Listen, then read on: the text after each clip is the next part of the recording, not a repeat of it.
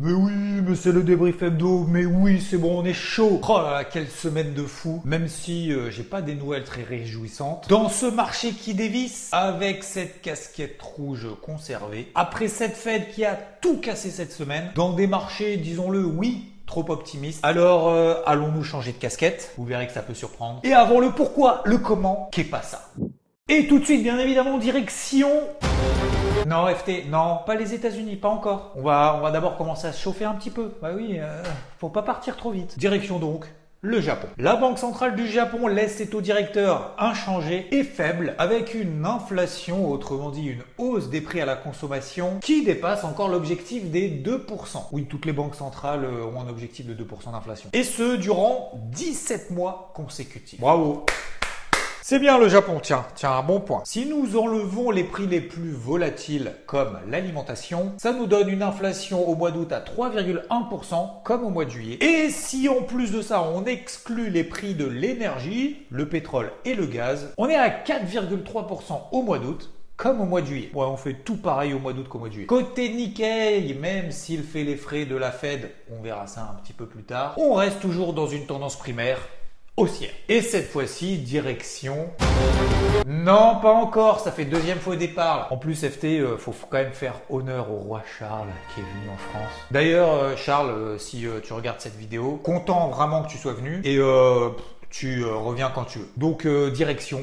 Royaume-Uni. On maintient les taux directeurs à 5,25% et la livre sterling en fait les frais au plus bas depuis 6 mois face au dollar américain. Pourquoi? Eh bien parce que c'est la première pause sur sa hausse des taux d'intérêt que la Banque centrale du Royaume-Uni fait après 14 hausses de taux successives depuis le début de son cycle de resserrement monétaire en décembre 2021. Voilà, la FT c'est bon, tu peux lancer ton truc là, voilà, direction États-Unis, c'est bon.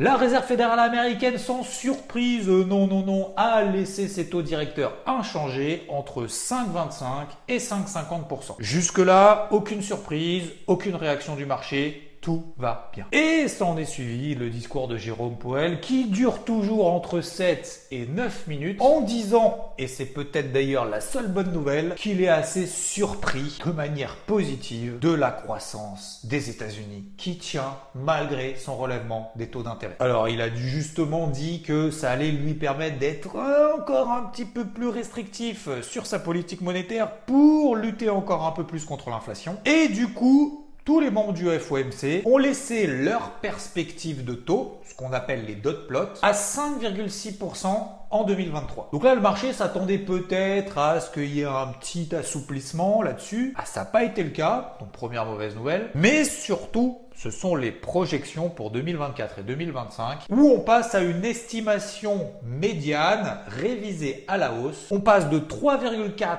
à 3,9% en 2025 sur les taux directeurs, les anticipations des membres du FOMC. Et en 2024, les estimations ne sont plus à 4,6% sur les taux directeurs, mais plutôt 5,1%. On revoit donc globalement à la hausse les prévisions et les anticipations de taux d'intérêt. D'ailleurs, les prévisions d'inflation n'ont pas changé pour autant en 2024, 2,6%, et elles ont légèrement baissé en 2023, 3,7% contre 3,9% précédemment. Pour résumer, la Fed fait une pause sur sa hausse des taux d'intérêt, mais elle n'exclut absolument pas de les relever encore cette année. Et donc, elle les maintiendra à des niveaux élevés en 2024. Et là, forcément, le marché, il a dû réviser ses prévisions, ses anticipations, ce qui price sur le marché, ce qu'il intègre dans les cours. Ça a attendu le dollar américain sur des nouveaux plus hauts annuels et même chose sur le taux à 10 ans aux États-Unis. On est quand même à 4,5%, au plus haut depuis 2008. Alors, réaction complètement logique. Un ajustement légitime des marchés. Et tu me diras, tant mieux, parce que ça nous a permis d'en profiter largement toute la semaine, et ce, sur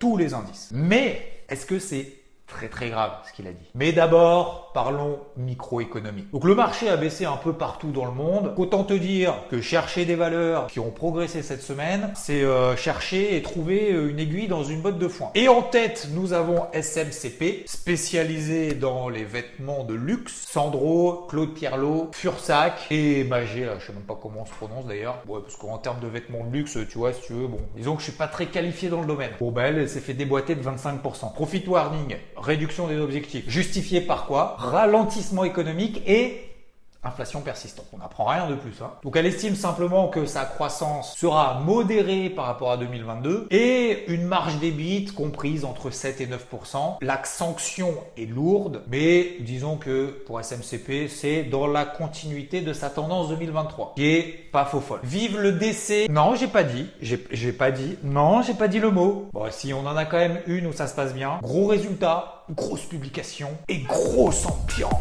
Et moi, je monte alors que tout se pointe. Avec non pas une baisse de 50% depuis le début de l'année, mais une hausse de 50%. Alors non, c'est pas de la techno. On est dans le transport, notamment au travers d'avions, avec pas moins de 825 vols par semaine. Autant te dire que c'est une grosse boîte. Depuis 1973, leader dans le domaine. Et on est du côté de Memphis. C'est donc, oui, tu l'as compris, peut-être deviné, peut-être pas du tout, le livreur de colis. La Poste, non je déconne, FedEx, publication meilleure que prévu, relèvement de l'objectif par Morgan Stanley. Alors, ce sont pas en plus des résultats exceptionnels, mais suffisamment pour maintenir l'action tout là-haut. Donc la performance est au rendez-vous, malgré un chiffre d'affaires en ligne, ce qui montre qu'il y a quand même une maîtrise des coûts. Et même s'il y a de plus en plus de concurrence, elle a réussi à maintenir son chiffre d'affaires. On était à un peu plus de 160 $ en début d'année. On n'est plus à 2. On n'est plus à 2. On est plus... Je vais refaire. Putain. Parle correctement un petit peu là. C'est bon. Les gens veulent du... Donc je disais un peu plus de 160 $ en début d'année. 260 $ aujourd'hui. Donc malgré le rebond technique qu'on a eu il y a 2 semaines, je vous disais qu'on revenait finalement à peine sous des niveaux de résistance et haut de range partout, que ce soit d'ailleurs en Europe ou aux États-Unis. Donc attention, on n'abandonne pas notre casquette rouge. Et surtout, on surveille attentivement des nouveaux signaux baissiers. Plus particulièrement d'ailleurs de mon côté sur les marchés américains, puisque les marchés américains sous-performaient. Ils baissaient plus vite qu'en Europe. Europe largement soutenue par la Banque Centrale Européenne après un discours en disant que ça allait être la dernière fois que Christine Lagarde allait relever ses taux directeurs. Donc, ça détend un petit peu le game en Europe. Et aussi des indices américains qui pourraient être largement plus tendus avant justement la réunion de la Fed qu'on a eue cette semaine. Donc je rappelle les règles, hein. Un sens prioritaire, des zones de polarité, des zones de renfort sous lesquelles on accélère le mouvement et on charbonne et on tape sur les indices les plus faibles. Donc on a fait un carton sur les 3 indices américains, Dow Jones, SP500, Nasdaq. Donc plusieurs centaines de points accumulés sur chacun des indices. Même si en première partie de semaine, ça n'a pas été quand même simple. Hein. Ça n'a pas été de tout repos. Puisque j'ai dû tenir quand même une position à la vente sur le Dow Jones, mais j'ai dû prendre une perte sur une moitié de position parce que ça devenait un indice fort, passé au-dessus de seuil de polarité. On était avant la Fed et on n'était pas à l'abri d'une bonne surprise. Donc je suis obligé de gérer mon risque, mais en gardant quand même tout de même ce biais baissier. Et parce que tout simplement ça baissait pas jusqu'à mercredi soir. C'est pour ça que j'ai fait un suivi de ouf toute la semaine sur EVT. Bon, vous le savez, je vais pas y revenir. Preuve d'ailleurs que même quand tu échoues, même quand tu fais une perte, il faut rester concentré, focus. Et n'oublie pas aussi cette deuxième cartouche.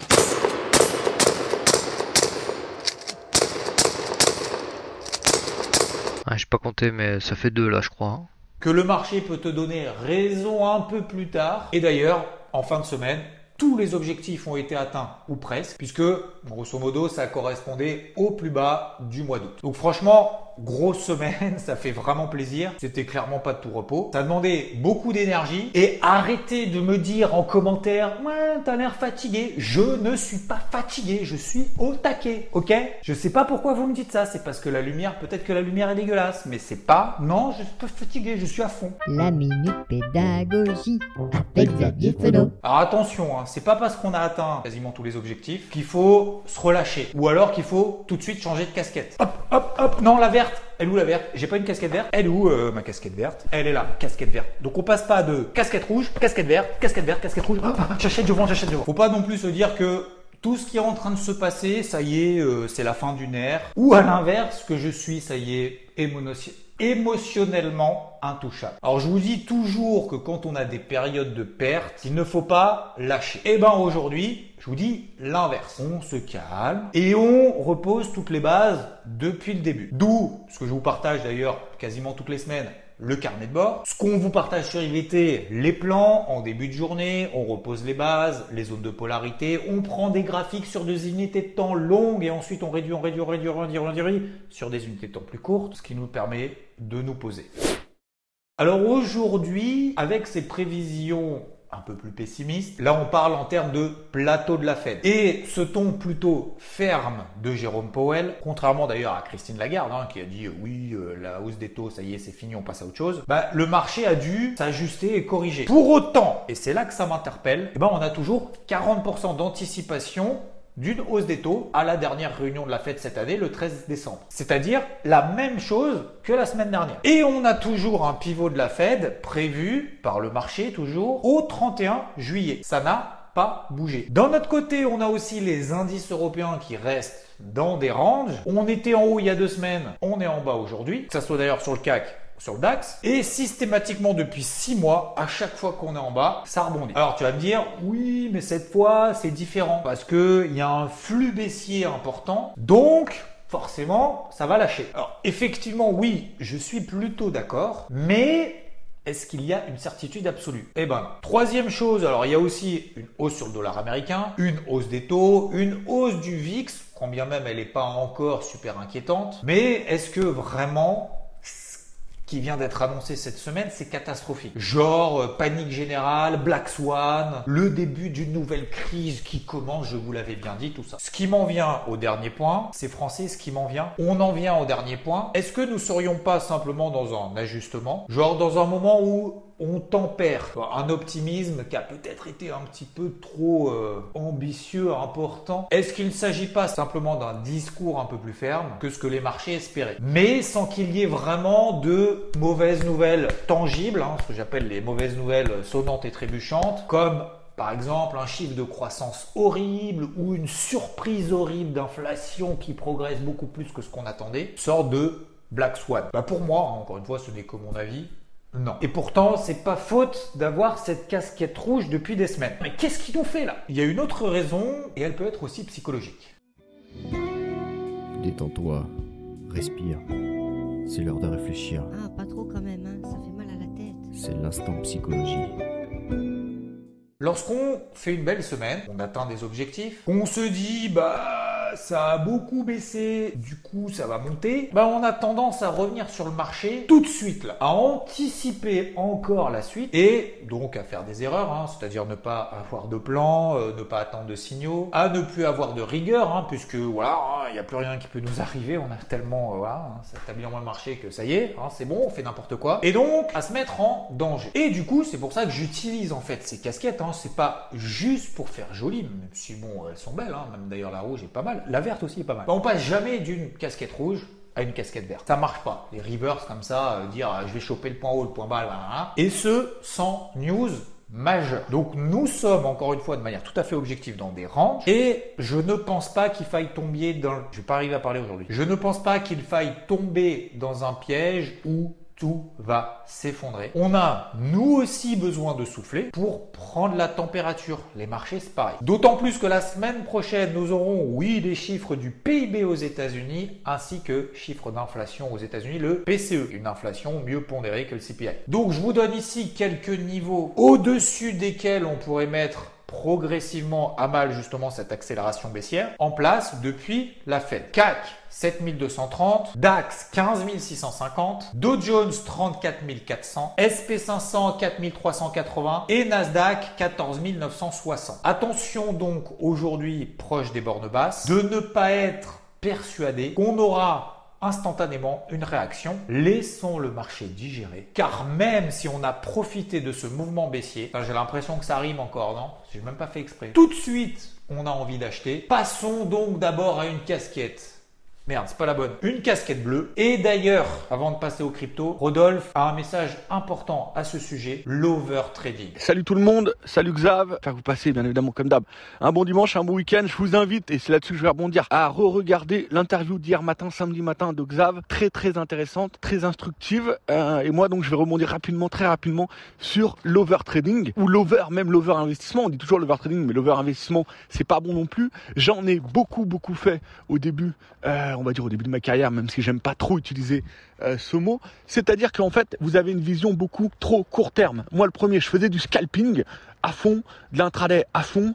En investissement, je faisais du private equity, j'investissais un peu dans toutes les sociétés, nana. Et au final, il faut apprendre, et c'est le plus important, je pense, à élargir, à augmenter ses horizons de temps. Ça veut pas dire le faire n'importe comment. Ça veut dire qu'en fait, que ça soit l'overtrading ou l'overinvestissement, vous allez d'une part perdre du temps, vous allez voir qu'en termes de rendement, performance, c'est pas bon, vous allez voir que c'est pas constructif, vous allez voir que vous passez vos journées entières éventuelles devant des écrans pour finalement pas grand chose, alors qu'en fait, en allongeant ces unités de temps et en passant plus sur du swing pour le trading ou même sur du moyen terme sur l'investissement, vous allez complètement revoir votre schéma d'analyse et la manière dont ça se construit dans votre cerveau, et vous allez appliquer quelque chose de beaucoup plus sain, de beaucoup plus performant, qui va vous permettre d'obtenir un rendement que vous voulez. Je m'explique. Je prends par exemple, on va prendre un exemple rapidement, les indices. Les indices, le DAX, en fait, le plus important sur les indices ou le Dow Jones, c'est d'avoir une vision globale, d'avoir une lecture de marché, qu'elle soit plutôt journalière, hebdomadaire, mensuelle, c'est-à-dire avoir une direction clé. Et c'est hyper important parce que quand vous avez cette direction clé, vous pouvez toujours faire de l'intraday, le scalping, mais ça va simplement vous permettre de rentrer dans cette direction clé et ça va vous éviter de regarder par exemple sur le DAX les chandeliers ou les bougies toutes les 5 minutes et dans votre tête dire tiens, j'ai envie d'acheter, j'ai envie d'être vendeur, j'ai envie d'acheter. Vous voyez par exemple, la semaine dernière, je savais que ma ligne directrice, c'est toujours la vente, c'est toujours baissier.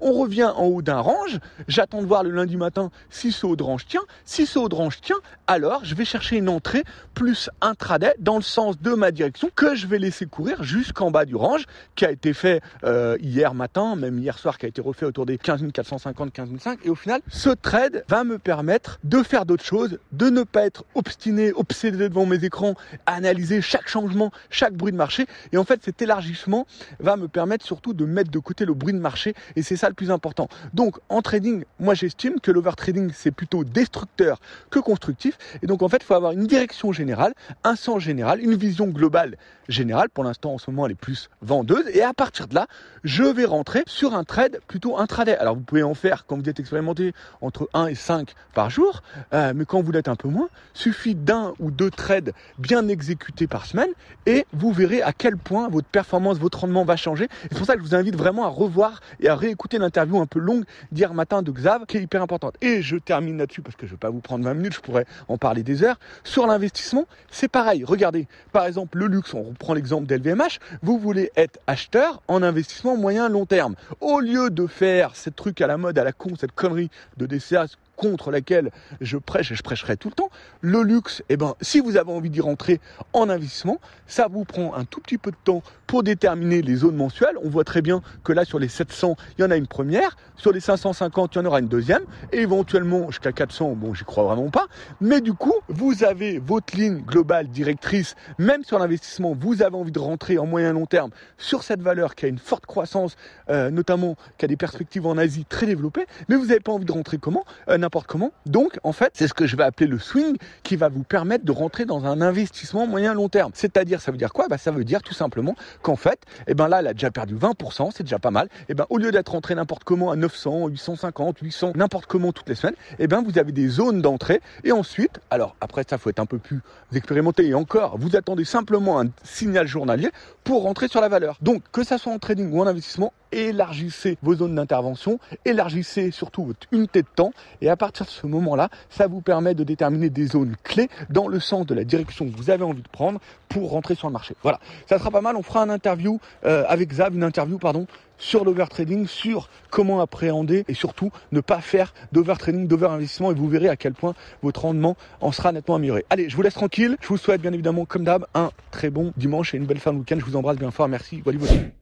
Digestion aussi sur le marché des cryptos qui tiennent finalement beaucoup mieux que les marchés traditionnels cette semaine. Même si on n'a pas réussi sur Bitcoin à passer les plafonds de verre, 27 000 $ ou encore 1680 $ sur l'Ether. Ce sont, je vous avais parlé dimanche dernier, les moyennes mobiles à 50 jours. Je vous avais dit que c'était bien ce qui se passait à court terme sur les cryptos, mais qu'il en fallait un peu plus. Bon, malheureusement, ça a échoué. Pas d'inversion de psychologie, donc on passera pas ces niveaux. Et Bitcoin reste encore le grand leader avec une dominance à 50%. Donc voilà, ça se dégrade pas, certes, mais pour ne pas dire c'est pas la fête du slip, les mouvements de hausse restent limités avec justement cette hausse des taux d'intérêt et cette hausse du dollar américain. Alors on parle souvent de corrélation effectivement entre les marchés traditionnels et les marchés crypto, c'est effectivement le cas. On voit qu'on a eu un début d'année en fanfare jusqu'à peu près au mois de juillet et depuis ça se tasse aussi bien sur les marchés traditionnels que sur le marché des cryptos. Donc voilà, on fera quand même attention en dessous des pieds aux 26 300 sur Bitcoin et 1550 sur l'Ether. Parce que si on devait passer là en dessous, les altcoins les plus faibles, malheureusement, risquent de morfler un peu plus et de faire des nouveaux plus bas. Donc je reste exposé calmement, sans forcément prêter attention au va-et-vient qu'on a tous les jours et surtout sans être chargé à bloc sur la gestion active pour garder la main pour la suite. PIB et inflation aux États-Unis la semaine prochaine à ne pas louper. Des ajustements baissiers qu'on a sur les marchés, légitimes. Et franchement pas catastrophique. On revient tout simplement sur les plus bas du mois d'août, sur des bas de range en Europe. Donc voilà, je temporise. On n'est pas obligé de tirer sur tout ce qui bouge tous les jours, dans tous les sens. Avant de partir, je vous invite à écouter l'interview qui a été publiée hier en podcast, qui est très inspirante, d'un kiné qui trade et qui explique qu'il a fait une méga performance, qu'il a tout perdu, comment est-ce qu'il a fait pour retrouver cette sérénité et son capital et surtout comment être serein avec un métier. Je vous mets tous les liens en description là en dessous de la vidéo. Pour ceux qui veulent nous rejoindre sur IVT, il y a encore moins 20% jusqu'à dimanche soir. Et c'est l'heure pour moi après une semaine de ouf de fermer les écrans quelques heures. On n'oublie pas de liker. Merci beaucoup pour votre soutien. Merci pour vos messages. Je vous kiffe. Ciao!